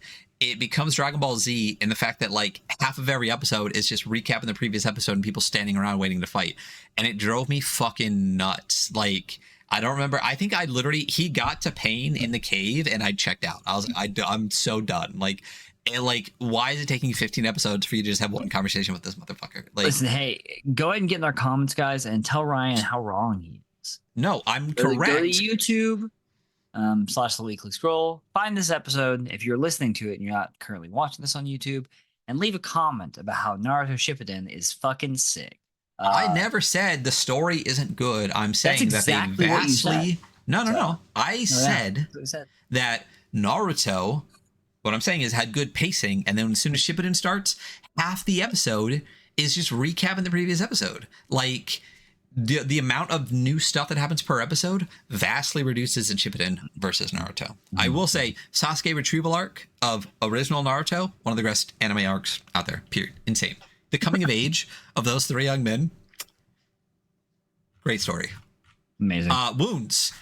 So when you fall to zero, that was our first big tangent, actually. So it was good, and it was only like a minute, and you started it. So wounds.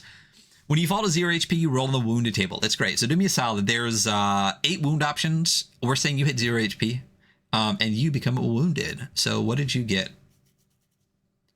I rolled a 4 scarred. You have a gnarly visible scar. Write down where it is and how you got it. Makes for a good story. Might impress some people. Might frighten others. That's great. There's 8 options here. Just a flesh wound, what doesn't kill you, rattled, scarred, clunked, cracked, injured, and traumatized. So a couple of interesting things about here. We'll talk to that in a second. So the way the wounds work is if you hit 0 HP, you roll on the table. If you would ever take a wound that gives you double your maximum. So if your HP is 6 and you would take 12, you're automatically given a trauma point. You're out and you get a trauma point. We'll talk about that in a second. If your whole party is wounded, like whatever. If they TPK, the DM can do whatever. When you're wounded, your friends can use an action to test their wits to attempt first aid. We talked about that already. It gives you 1 HP on a success. So the interesting thing about the wound table is in a lot of games, something like this would give you like a permanent bad. There's like 3 on here that give you a permanent good, which is really interesting. So like what doesn't kill you, for example, it says you're weary for 3 days, after which your resolve permanently increases by 1. Awesome. Honestly, if you wanted to be a little hard on, I would just say permanently reduces by 1. That's what I would do. I think this game isn't that game. This game is supposed to be like. I'm saying my what I want to do. Yeah. Right. So injured, impaired senses, broken bone, whatever. It says once healed, add D4 maximum HP. That's a great one. That is a good one. Yeah. So and even just the flesh wound one, after that heals, it says roll a D12, and if it's higher than your current max HP, use the new value on just a flesh wound. That's good. But 8 is traumatized. Mark 1 point of trauma. So let's get into trauma. Let's unpack our trauma. Great. I love the graphic at the top of this, very ornate, like skull on like a platform with this drapery behind it and stuff. It's great. So trauma, it says rolling an 8 on the wounded table. I think it's a coffin. Yeah, what did I say it was? Oh, I didn't hear you say coffin. I apologize. I apologize to everyone who's having to listen to me. Coffin, how dare you? Shut the fuck up. So there's 2 ways to get traumatized. One is to roll an 8 once you're wounded, and the other is to get the double maximum. So you only get 3 points of trauma, but on the 3rd point, we'll see what happens. So on 1, You're really frightened, and the circumstances around your trauma are all you can think about. You cannot use any gift dice for 24 hours. So if you, it talks about it, I think at one point, like if you get in a fight with like a bunch of goblins, next time you fight a bunch of goblins, like all you can think about is goblins for 24 hours, and you can't use any gift dice. On 2, you're in shock and can't use gift dice for 24 hours. You are afraid of what hurt you and have disadvantage whenever faced with your fear. And this is permanent. So again, with the goblins, if a goblin injured you, every time you encounter goblins forever now, you have disadvantage. And if you fell, you now have a fear of heights, things like that. The fear ends when you overcome what you're afraid of. So I would definitely make that a whole narrative fucking thing to get rid of like the trauma, like stage 2 trauma, which there are only 3. It would be a big deal. And number 3, you've been through enough, and this is the end for your princess. Depending on how your table works, you decide what happens. So why don't you roll me a d4? I rolled a 3. You meet your untimely tragic death, and your friends all mourn your loss. Boom, you're dead, buddy. There goes Dame Harmony. The other, so this isn't a roll table. It's just a list of possible options you could take. Number 1 is you decide it's time to retire. Next time you get to safety, you settle out of town and you are now a friendly NPC. Number 2 is a deep enchanted sleep, woken up by your true love's kiss. So we all know that Snow White was just out adventuring until she got too much trauma. Yeah. And then, no, Sleeping Beauty. Snow White was just hanging out with dwarves. You meet your untimely... Did Snow White not get poisoned by the queen and then... I don't remember. I don't know. I don't remember either. Maleficent is the best Disney thing ever. She turns into a goddamn dragon. She's awesome. 4, something else entirely, depending on your game, do whatever. You get lost, vampire comes and gets you, whatever. It's great. So magic. How does magic work in the game? So it works just like everything else. It works like gift dice. So does she? Yeah, she bites the apple. I know she gets poisoned, and then he comes and kisses her again. Yep. Yeah, early Disney was very non-consensual. Wow. So princesses might encounter monsters. They also learn magic, etc., etc. So spells work like gift dice, where dice is the amount of gift dice you roll, sum is the total, blah, blah, blah. And it all works the same. There's also a magical mishap table. So the way magic works is just like the way gift dice work, but oftentimes it comes from like other items and things, and that's pretty much it. So magic mishap, fizzle, magic burn, sapped, wild magic, intoxicating power, or a curse. And there's links to like a wild magic, spell table and to a random curse, which links you to the curse table. And a D10,000 wild magic table. Oh, you got to roll in the D10,000 wild magic table. So there are a bunch of like magic things. So there's grimoires, robes and hats, relics, and sigils. These are all things that you could get magic from, and that give you a specific amount of like gift dice for each one, or things like that. And give you specific like ways that they all work. We're not going to get into it. Again, magic works just like gift dice. So getting a magic item is very similar to having just like another special ability, and it just works a little bit differently. Spells, there's like 2 pages of is it just 2 pages of like random spells? Most of them are not combat related, some are. Why don't you roll me a d20 and tell me what spell you get? Yeah, I rolled a 1. Oh, dope. So what'd you get? Animate, range nearby, dice, in brackets, nearby objects come to life and obey your command the best they can for some minutes. There you go. So let's go with let's pick one of these. Grimoires, robes and hats, relics, or sigils. What do you think? I think it's sigil. Okay, so sigils are basically scrolls. It says sometimes magic users will store a single spell in the sigil upon a scroll or tablet. The owner of the sigil can cast a spell a single time, after which the sigil is consumed. Sigils can hold the magic of a single gift die, which does not return. So basically you get one use of one spell with one die. Boom. There you go. They even talk about like the magic works just like gift dice, because it basically is. Like anytime you have any of these items, it basically just gives you gift die to use that aren't spending your own, which is cool. It's super simple because it's the same system you already use, which is really cool. Mm-hmm. So wondrous items, there are some. Poison apples, climbing rope, hardy acorns. There's like 10 of these. They're cool. Read them. They're just magic items with special properties that give you different things. Like number of uses is listed, how you can use it. It's great. Relics the same way. There's a ring of fire, a wand of bubbles, rainbow crystal, druid staff. What's cool about the relics that I really enjoy is that They get activated. They have their own gift eye. But once they get used, instead of just like recharging overnight, there's a specific way in which you have to recharge it in order to be able to use it again, which is very much like a Mouse Ritter magic system kind of base. Yeah. So Ring of Fire, for example, you cast Fireball. To recharge it, you have to leave it in the embers of a hot fire until the embers go out, which is cool narratively. Love that. I love that a lot of it's so done. So why don't you roll me a relic? Let's make a relic. Roll me a D20 and a D6. Okay, 1 D20. That is going to be a 12. And for the D6, I got a 4. Ooh, that's a dope one. So I got a woven cloak. And it recharges when I hunt a wild beast and eat its heart while brandishing the relic. Bro, that's kind of metal. Yeah, it's hardcore as fuck, actually. Yeah. You have to be like with your cape like flapping it all around while you're like eating his heart. So herbs, and there's the whole section here on like cool stuff we're not going to go over. You know? Yeah, very witchy. So herbs and mushrooms, you can spend time foraging, and there's all the stuff that has like benefits. So sugar balm cures ailments and can be an anti-venom. Swamp cloves, broadleaf, wolf ivy, thimble caps, like mushrooms, and there's graphics for each of these, or like they look like they're on torn out parchment papers. There's a whole section on potions, which are specifically brewed, and specifically talk about like what you can do, like how many rounds, like troll strength, and it gives you how many rounds, how much you can do with it. There's like 6 of those. There's a D6 table of enchanted weapons, like a Vorpal blade, a singing sword. It gives you the damage dice and like the various magical stuff you get for that. So for example, the Vorpal blade gives you a crit on a 1 or 2, does D10 plus 10 damage, but after it deals a crit, you roll a D6, and on a 3 or lower, the blade shatters forever. So if you have a crit with a Vorpal blade, you got a 50-50 chance. Well, you'll probably kill something with a D10 plus 10. Very, very close to, if not. But you have a 50-50 chance of just like shattering the thing, and it's just gone forever every time you do, which is cool. And there's a little piece of art for every single one of these weapons. There's like 6 pieces of art, which is really cool. Monsters.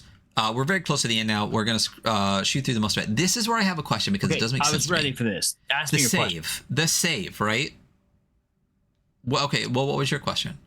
No, you had the question, okay. So ask me the question. Okay, so monsters. Monsters have slightly different set of stats than princesses. To keep it simple, they have like 4 things. They have HP, which is their heart points, right? There's I'm going to skip that one and come back to it. There's armor, which is the value subtract, which is the soak for the armor. They have values from 0 to 3. There's the attack, which gives a description and the amount of damage I say roll, and it says some have resistances. Then there is a save stat.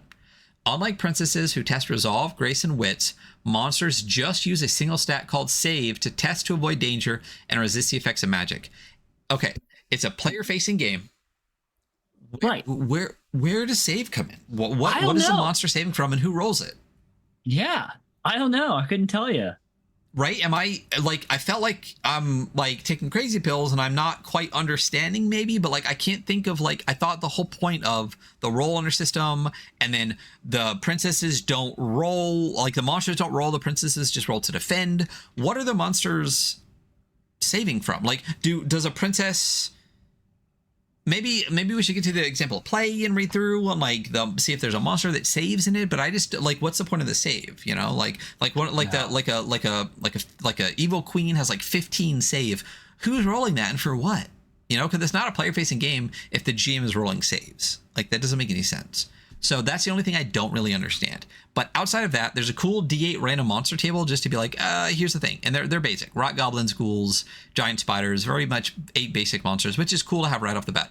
And then you get into the monster, the bestiary, which is fantastic because there is a drawing, there's a graphic for every single one, which is fantastic. And the first one, the giant spiders, is amazing. The woman is like leaning forward, all ready to battle this thing. She's got the sword in her hand, but she's like draped in spider webs with this giant spider coming in and her look of determination on her face. It is a great piece of art, and it's like half the page, and I love it so much. And there's like spider webs over the top of the page too. Just fantastic, really amazing illustration.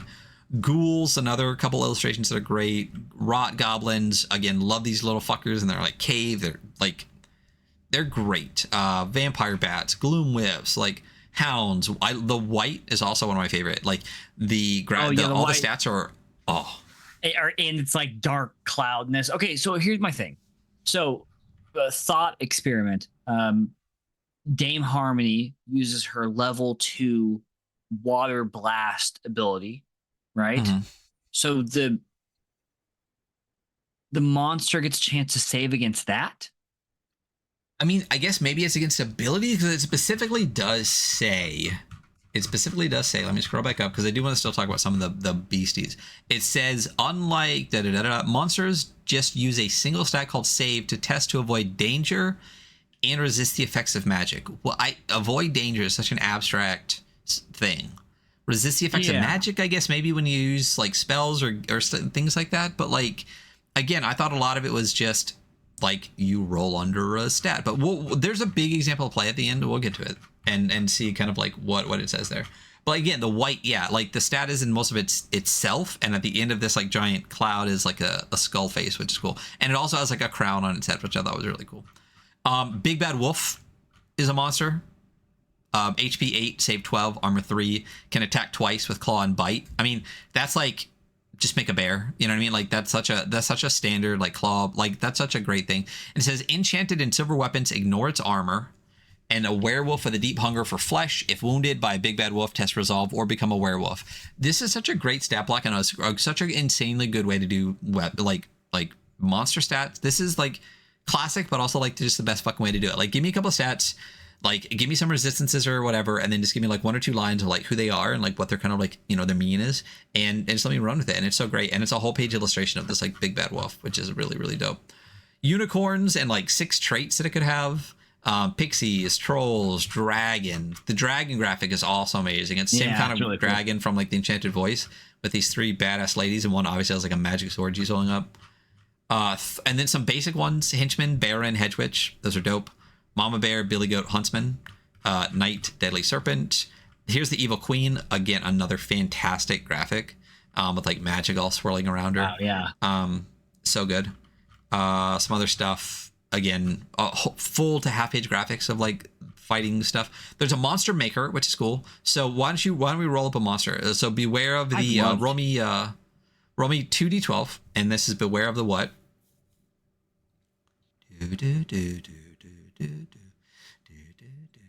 I rolled a 9 and a 12. Okay. Beware of the rotten shade. Beware of the rotten shade. Who haunts the what? Oh, what do they haunt? 2d6. They haunt the forbidden forest. Okay. And they look out for their what?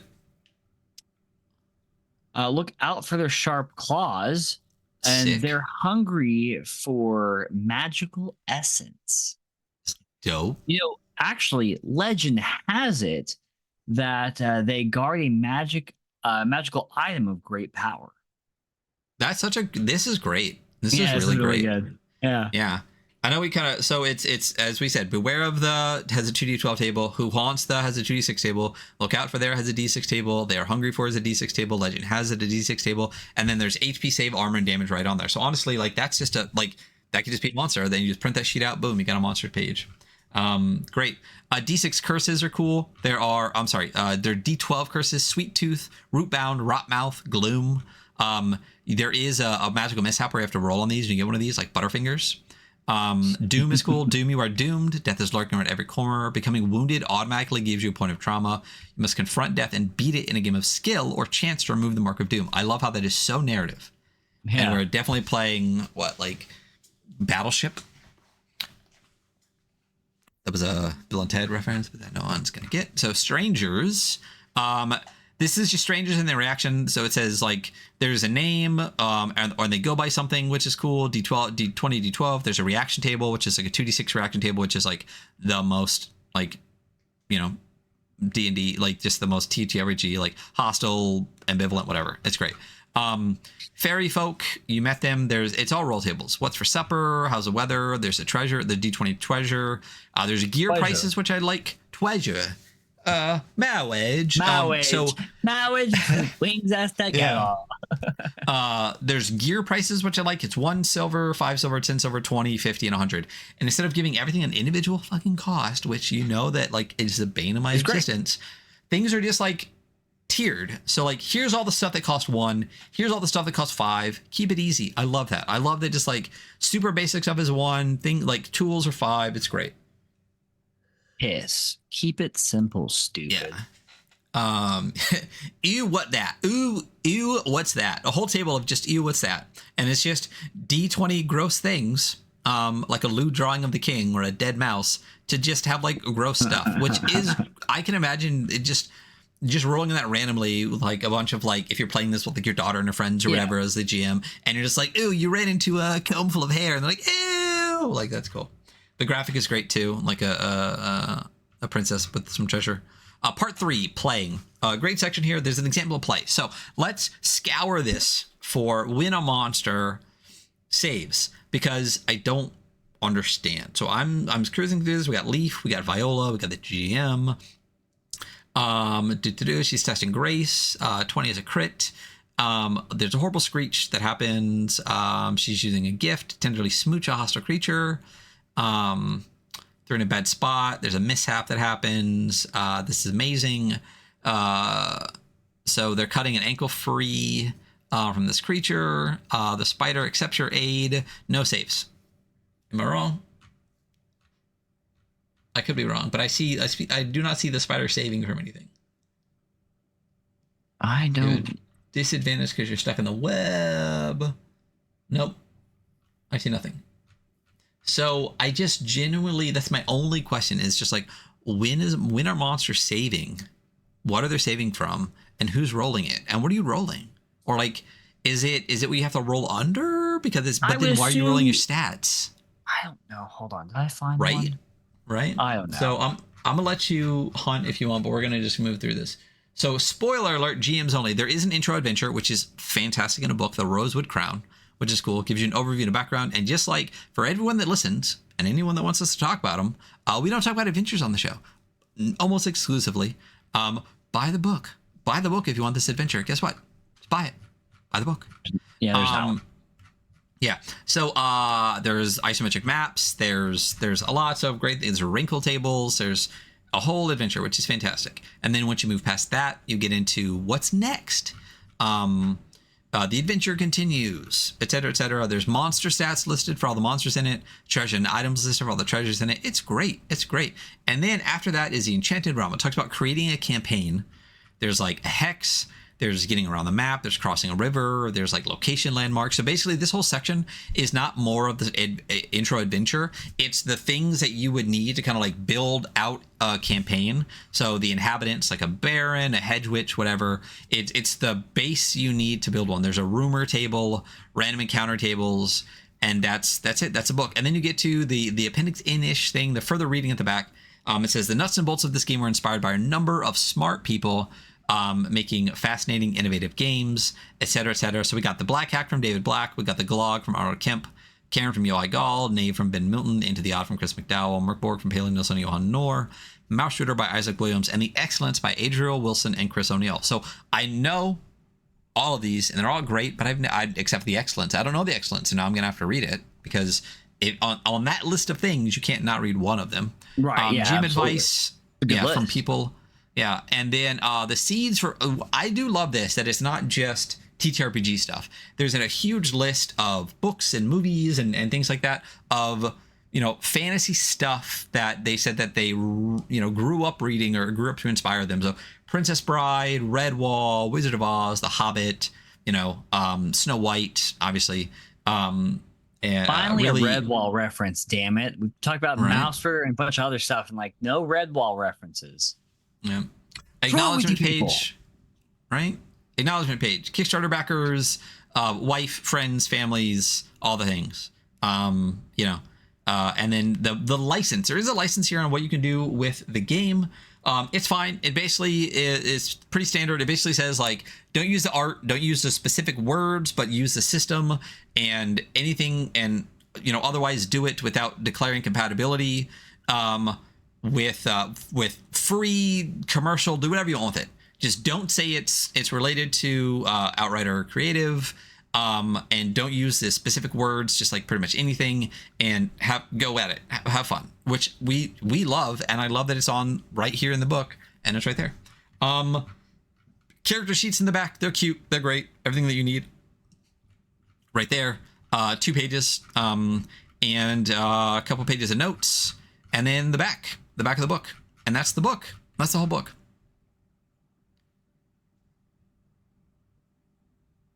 Are you muted? No, I didn't actually mute myself so I could drink from my water bottle. There you go. That's it. Let's just score this thing and be done. So for those that don't know what we do here, we do give metrics to our terrible opinions at the end to better quantify how we felt. So we do 5 metrics worth 10 points each for a max of 50 points. It is art and layout, which is just visually the art and visually the layout of how the book is. The usability, which is like, if it's digital, we're talking about like hyperlinks and things, the way that you can navigate the book. If things are where they should be, things are explained well, how usable is the book and how well is it navigated. The rule set, which is the actual rules of the book, which is one of only 5 metrics. Originality in the game in any way, shape, or form. Could it be rules or art or anything?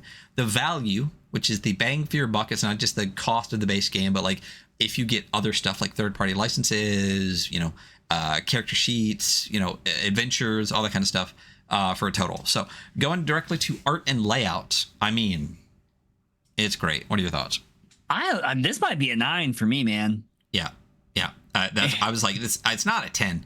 But I think this is a pretty straightforward 9. I'm it's pretty incredibly strong all the way through. So yeah. So why? And it's because all of the illustrations, first of all, are amazing. Yeah. Second, there's a ton of them. The page layout's great. The font is interesting and readable and like nice to look at. The spacing's incredibly even. They use like the little pop out like pink circles to give notes.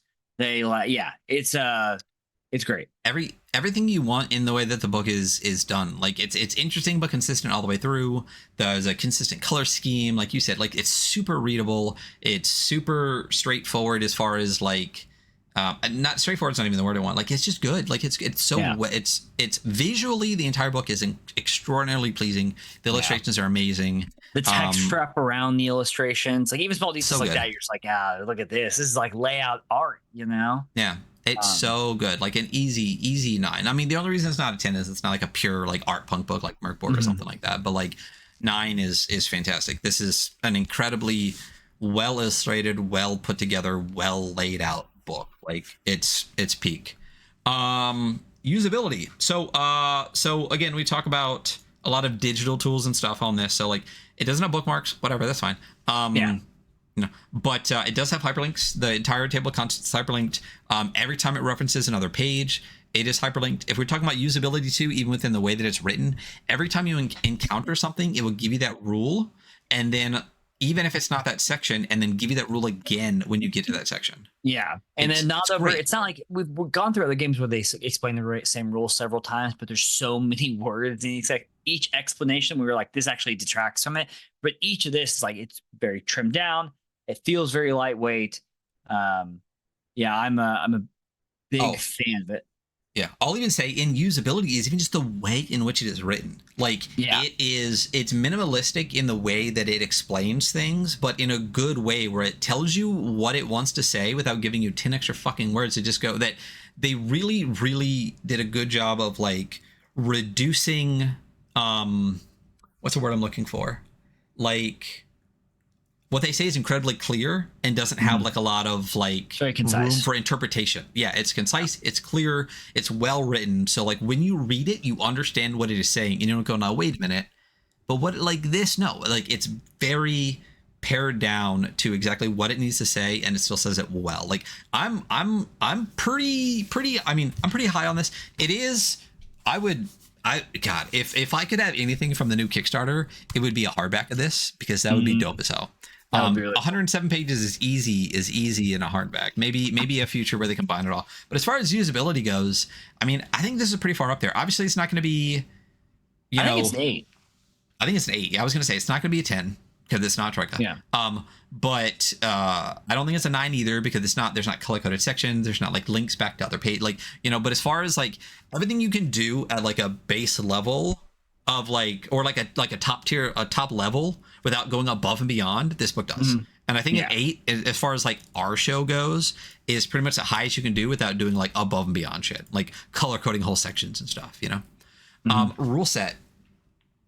Great rule set. Love it. I'm high on this. I think this is a great adaptation of kind of the into the odd rule set. It adds to it in a meaningful way. There's a layer of complexity added to it with the gift dice that is not at all cumbersome and is interesting, and then like in theory in my head works really well. I'm sure it works really well at the table as well. I just haven't played this game, so I can't really speak to that. Yeah, I like the usability of the heart dice.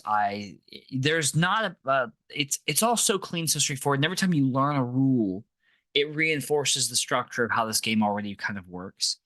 So none of it's like out of left field. You're like, yeah, that's how that would work in this. Yeah. And yeah, I mean, the only question I have, like literally the only question, the only thing that's keeping this that might drop it a little bit for me, I don't understand save. And maybe it's from something else, but like, I mean, we read a lot. Like we understand how games work. And like when you tell me that it's a roll under D20 system with player facing rolls, what is a monster saving from? If it's just magic, it should specifically say magic. It says to avoid danger, which to me is like saving from like an attack or something. That's the only kind of ambivalent thing. Yeah. So Bastard's another Into the Odd hack. And maybe there's saves for monsters in Into the Odd, and I'm just not thinking because I haven't read it time. But Bastards, which is an Into the Odd like inspired game, monsters do have a save stat in there that's used for all of their stat checks, but there are like described situations even in that, like very lightweight. I got it. In that one, it gives an explanation. That's definitely an artifact of another like same style game. That's just in here still. It just needs a better explanation. Yeah, I don't understand. Like if save was just like.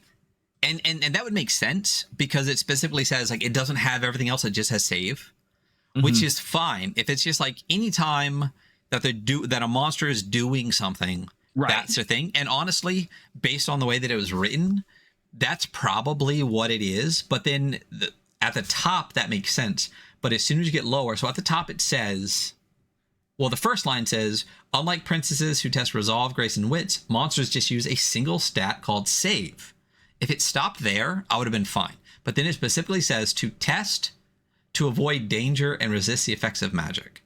What is why are monsters having tests? Like, it doesn't make sense to me. Like, so I think just that extra like 8 words. That probably knocks it down for me a little bit, but I'm still fairly high on this one. Super high. I'm somewhere between 7 and 8. I'm at a pretty easy 8, and if the save was clearer, I might have been to a 9. This cool. Without trying to sound like whatever, this is easily one of my favorite like OSR, NSR, and OSR, whatever S fucking R we are at anymore, because the OSR is dead. The OSR is dead. It's a marketing term. One of my like easily, unquestionably, one of my favorite systems. It's so clean, it's so concise, and every time I encountered like a new kind of like rule, I was like, that's how I want that rule to work. Like as soon as I hit encumbrance, I'm like, yes, perfect. Like cool. It's your strength score, and then if you have too much, you get weary. Like that's every armor, light, heavy, boom, move on. Like every time I encountered it, I'm like, yes, this is exactly the game that I want through everything. And then even when you hit the gift dice and magic, I'm like, super clean, super fun, super easy, love it. So I think this is an easy 8. And honestly, it was more of like an 8 to 9 for me. And the save thing, honestly, and it might just be myself and me not understanding, gave it that 8 instead of the 9 for me. But I'm pushing a 9, which on this, for those that don't know, we have one game that we gave a 10 to, like one just Kingdoms, and that was in retrospect. I don't know if we ever decided. I think we kept Necronomicon at a 9. Yeah, Kingdoms for me because of the micro and macro play. Yeah, like so fucking good. So anyway, so originality, I think it's great. Still pretty high. There are not a lot of like fairy tale adventure games where you play as the princesses after the whatever their set up the story is. I like this a lot. I think it works really well. This kind of like humble magic like setting also feels really good too. I'm also at about an 8 for this. So yeah, I'm good with that. Like the whole thing, like a very like this the D20 roll under armor soak, like low magic, high narrative, like is so good. And I want to say over and over again, like how well written it is on explaining, and would be such a great intro. Like this immediately goes right next to Mouse Ritter for me for intro games that I would run. Yeah, absolutely. Nothing to do with the originality there. So value. So currently right now on itch, you can get the PDF of this for $12. That's a great value. That's great. I'm surprised they don't have more community copies up during the Kickstarter campaign, but it's fine. It's whatever. But on top of that, we said this before. First of all, on the same page, there is the quick start guide for free, which gives you all the basic rules for the game completely for free. There is the Sweet Escape one-shot adventure for free. So even with just a quick start and the Sweet Escape, you could technically run this game. That's fantastic. The quick start is basically on the website. So you can go to the website and have like the basic rules on the website, which is great. So you can have the PDF, the quick start, and the Sweet Escape one shot for $12. If you currently on the Kickstarter, you can also get this again. That is a campaign. And just to talk about like the tiers of that, if you want stuff real quick, if you want to get this book and the new book over there in dollar bills, the new book is $25. Both together, the P&P book duo is $50 for both with the PDFs of everything. I obviously went all the way up to the Sweet Revenge deluxe art package, since I already have the new one, but they do have an option to get like everything. The Fairy Godmother package is the original book plus all of the new stuff is only $90. So that's nice. And if you actually want, I got mine, I believe I got it at Exalted. Let's see what the actual book would cost at Exalted. Right now it is in stock for $25 for the book and PDF on Exalted. Great. It's a nice book. It's a well-printed book. Yeah, that's really good. Yeah. Yeah. For $25, I think it's a great value. We know there's a third-party license. You do get, like if you do get the downloads from the itch page, you get the book in pages and spreads in black and white and color. You get a form fillable character sheet. You get a quick reference guide. You get pre-generated characters. That's a lot. That's a good amount of stuff for your $12. And then there's a new Sweet Revenge campaign that's coming out. There's a one shot. There's a third party license. It's a pretty solid value for me. I'm pretty good on the value for this. What are your thoughts on this? Yeah, I think this is great. Yeah, I'll go for it. What do you think? I'm in like the 7 to 8 range, I think. I'm in the 7 to 8 range as well. I feel like, yeah. Is this gonna be the one that breaks up the 7s and 8, the 9s and 8s? Is this gonna be a 7? Might be a 7 for me. I wouldn't mind some more stuff for this, some more generation tables, something to give it more. Which in the future it might be, because the this says 2023 on the back. That's literally last year, and we're already getting another Kickstarter campaign for it. So I do love that they are going. We've talked about this a bunch. Like, put out a game that people love, and then keep giving us stuff for it, and people will keep buying it. You know, so this, I think it's 7 for me now, but easily maybe in the next Kickstarter this would easily bump up to an 8 for me.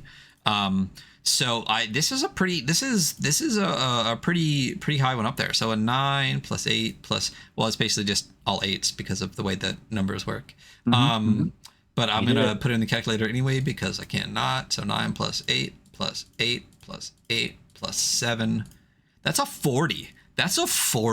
That automatically puts this in like anything that hits 40 and up.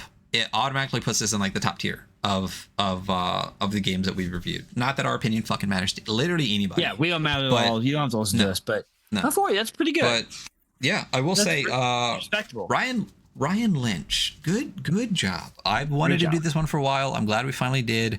I'm super excited for the new Kickstarter. So if you're listening to this now, it is, what's today? August 2nd. You have until August, what did I say? I believe it's 15th. August 15th. You can go snatch this from the Kickstarter page. It is Sweet Revenge. We'll make sure the Kickstarter link is below. Super. This is one I'm definitely adding to our side quest list. I want to play a princess. Nice. This would be such a fun game. We'll put it on the thing to talk to Josh about. Stoked, excited, good one. Yeah, fantastic. Good job. Way to go. Yeah, we did good. About 2 hours once we chop off the pre-stream. So that was a solid one. And do we have anything that we need to announce coming up, or is that in like a week or two? I think that's in like we don't want to say too much. Okay, maybe so our plans for next week. We'll take the next week, and that's it. That's our episode for today. Yeah. I'm glad you're feeling better, buddy. Feel even better. Get some sleep. We will see you. I don't think Monday. It's Friday next week, right? We'll see you Friday for something. Thank you all for listening. Go play this game. Go buy this game. Support the creator, and you all have a nice day. Goodbye. Bye.